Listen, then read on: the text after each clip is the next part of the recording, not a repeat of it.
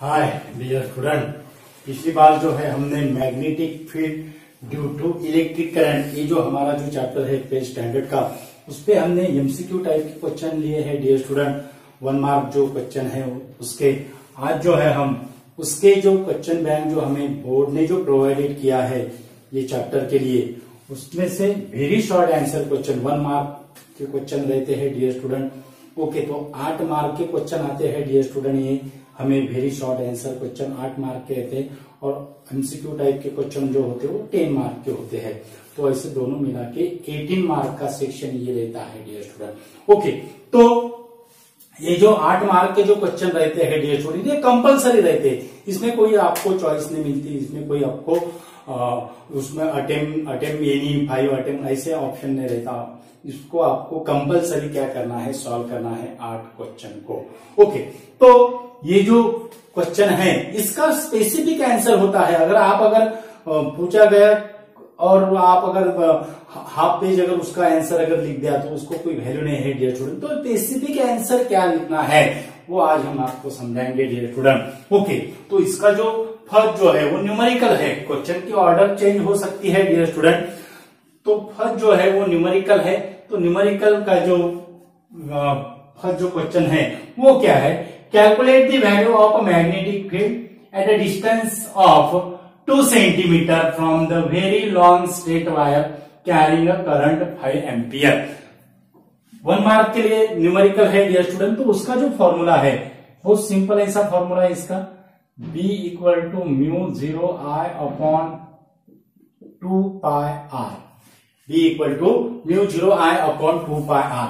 Okay, अब ये 2 पाई को अगर हमें 4 अगर करना है तो ये जो फॉर्मूला होगा ये फॉर्मूला कैसा लिखेंगे, twice mu 0 I upon 4 pi R, twice mu 0 I upon 4 pi R। अब म्यू 0 की वैल्यू कितनी होती है, 4 pi into 10 to the power -7, यानी न्यूमरेटर का 4 पाई और डिनोमिनेटर का 4 पाई कैंसिल हुआ तो यहां पे क्या रहेगा, that is 2 into 10 to the power -7 into ये हो गए 5।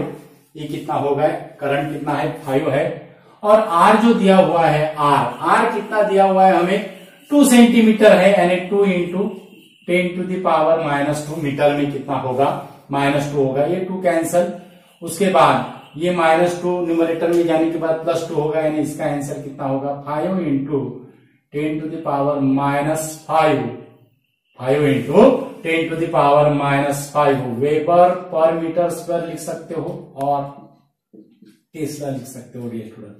कितना आंसर आया इसका, 5 into 10 to the power -5 weber पर मीटर स्क्वायर। कितना आया, 5 into 10 to the power -5 weber पर मीटर स्क्वायर। ओके, उसके बाद what happens to the magnetic field at the centre of a circular current carrying coil if we double the radius of the coil keeping the current unchange.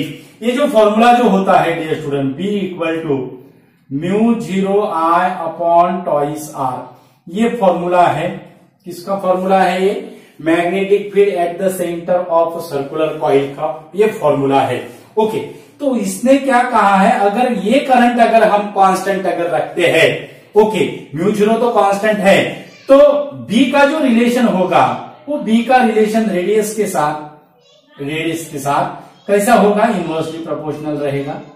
और क्या है, radius है। Okay, B inversely proportional to radius.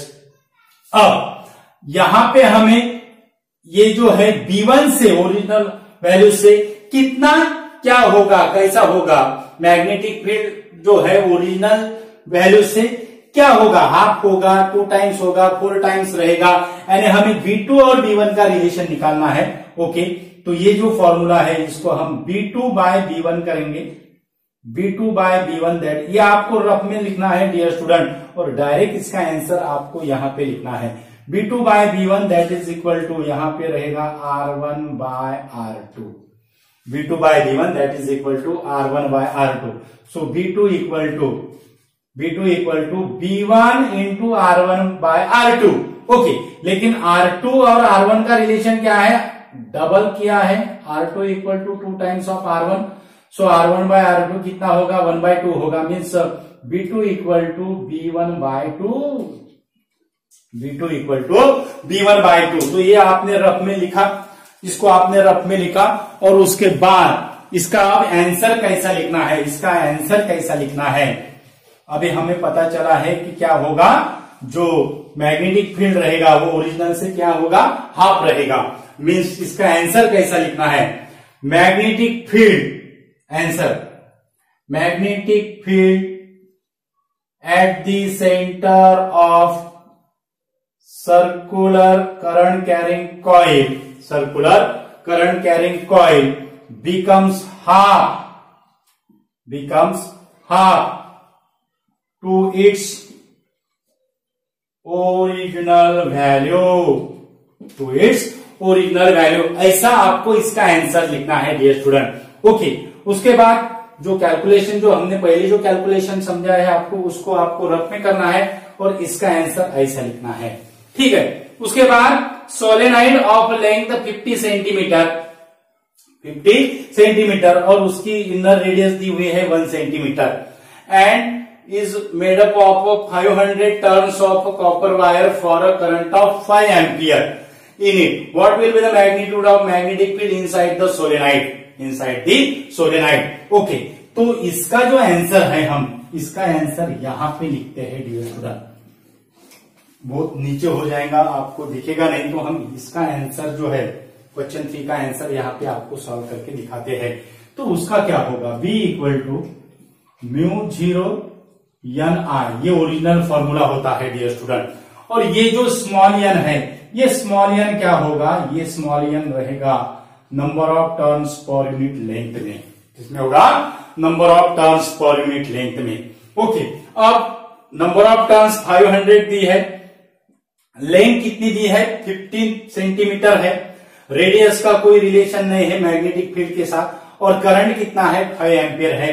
तो इसको हम कैसे लिखेंगे, म्यू0 की value 4 pi into 10 to the power -7, यहां पे आए 500, यहां पे आया 5, और यल कितना है 50 सेंटीमीटर है, यानी 50 into 10 to the power -2, 50 into 10 to the power -2।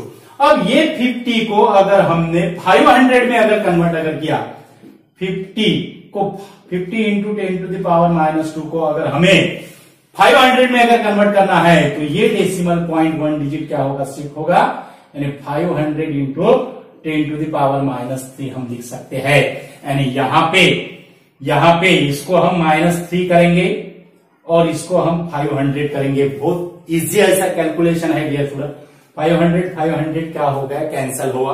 Okay, उसके बाद ये जो 5 है, 5 इंटू 4 कितना होता है 20 होता है। 5 इंटू 4 कितना होता है 20। 5 इंटू 4 20 है, और 20 इंटू 10 टू द पावर -7 कितना होगा, 20 इंटू 10 टू द पावर -7 यानी 2 इंटू 10 टू द पावर -6 होगा। Okay, 2 into 10 to the power -6, यानी पाई को हमें, पाई जो है उसको हमें किससे मल्टीप्लीकेशन करना है, 2 इंटू 10 टू द पावर -6 से, और ये जो -3 है ये क्या होगा, प्लस होगा, यानी 10 का जो पावर आ रहा है हमारा, वो पावर आ रहा है 10 टू द पावर -3। यूनिट हमें पता है टेस्ला।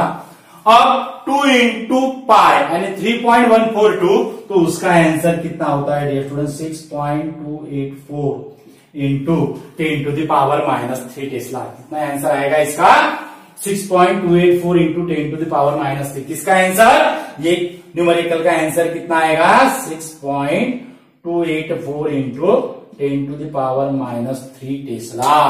ओके, उसके बाद का जो क्वेश्चन है डियर स्टूडेंट, बहुत इजी ऐसा क्वेश्चन दिया हुआ है हमें, बहुत इजी ऐसा क्वेश्चन दिया हुआ है। State the orientation of magnetic dipole with respect to magnetic field which possess the maximum potential energy. Maximum potential energy कब पजेस करता है, तो ये जो जनरल जो फॉर्मूला है हमारा, U equal to -μb cos theta. Okay, maximum यानी ये जो माइनस साइन है उसको हमें प्लस में करना होगा, तो प्लस अगर करते हैं तो थीटा की वैल्यू हमें क्या रखना पड़ेगा, 180 रखना पड़ेगा। क्या करना पड़ेगा? 180 डिग्री। 180 डिग्री अगर की तो हमें यहां पे मिलेगा plus mu B. Maximum potential energy कब होगा? जब theta equal to 180 degree means the magnetic dipole oriented anti parallel to the magnetic field. तो इसका आंसर कैसा होगा? Magnetic dipole. आंसर कैसा लिखना है dear student? Magnetic dipole possess the maximum potential energy when its dipole moment is anti-parallel to magnetic field। ऐसा इसका आपको आंसर लिखना है डियर स्टूडेंट। ओके, उसके बाद है what is the Lorentz force. बहुत सिंपल ऐसा एक क्वेश्चन है dear student. F equal to F E plus F M, E for electrostatic, F M for magnetic force. Okay, तो इलेक्ट्रोस्टैटिक और मैग्नेटिक फोर्स यानी यहाँ पे दो फोर्स का ये सम है। एक है इलेक्ट्रोस्टैटिक फोर्स और दूसरा है मैग्नेटिक फोर्स। तो इसकी डेफिनेशन कैसे होगी? Lorentz force is the sum of the Lorentz force is sum of the electrostatic force and magnetic force, electrostatic force and magnetic force when charge particle, ये बहुत important है, when charge particle moves in the presence of दोनों भी field presence होने को ना, moves in the presence of electric field as well as magnetic field, electric field as well as magnetic field. Lorentz force sum of the electric force and electrostatic force and magnetic force when the charged particle moves in the presence of electric field as well as magnetic field. उसके बाद पूछा गया है what is a solenoid? What is a solenoid? solenoid क्या है? Solenoid is an arrangement. इसका answer कैसा होगा? Solenoid is an arrangement. Solenoid is an arrangement in which long insulated wire is wound. Long insulated wire is wound in a closely packed helix। ऐसी इसका definition होगा। Solenoid is arrangement in which long insulated wire is wound in a closely packed helix. Okay, उसके बाद toroid. Toroid का जो definition है वो toroid की डेफिनेशन हम यहां पे लिखते हैं। टोराइड की डेफिनेशन क्या होगी? टोराइड की डेफिनेशन, टोराइड जो है वो टोराइड की डेफिनेशन क्या होगी? What is a toroid? Toroid क्या है? Toroid is a solenoid of finite length. Toroid is a solenoid of a finite length bend into hollow circular tube like structure। Toroid is a solenoid of a finite length bent into hollow circular tube like structure। It is similar as that of the pressurized tube pressurized inside the tire। Okay, तो ये जो है dear student simple ऐसे हमारे 1 mark के question है। ये very short answer जो होते हैं 8 मार्क के हमारे बोर्ड के पेपर में। इसके पहले हमने एमसीक्यू टाइप के क्वेश्चन लिए थे, उसमें भी हमने आपको ट्रिक्स दी है। और ये जो क्वेश्चन होते हैं विद इन सेकंड में 30 और 50 सेकंड में हम कैसे सॉल्व करते हैं, इसकी भी कैलकुलेशन ट्रिक्स हमने इसमें दी हुई है। तो कैलकुलेशन पे न्यूमेरिकल का ये होता है डियर स्टूडेंट। अगर हमारा आंसर अगर गलत अगर रहा तो हमारे मार्क कम हो सकते हैं डियर स्टूडेंट। तो कैलकुलेशन बहुत इंपॉर्टेंट होता है। आप वैल्यू पुटअप करते हो, आप फॉर्मूला ये लिखते हो, लेकिन जब आप कैलकुलेशन करते हो तो वहां पे आपका रॉन्ग हो जाता है। बहुत से स्टूडेंट ऐसे होते हैं। तो इम्पोर्टेंट ऐसे अब वीडियो है डियर स्टूडेंट, ज्यादा से ज्यादा स्टूडेंट को शेयर कीजिए। और हमारे चैनल पे अगर नए अगर यूजर है तो हमारा चैनल सब्सक्राइब कीजिए। हमारे चैनल का जो नाम है वो है equinox physics. Thank you so much.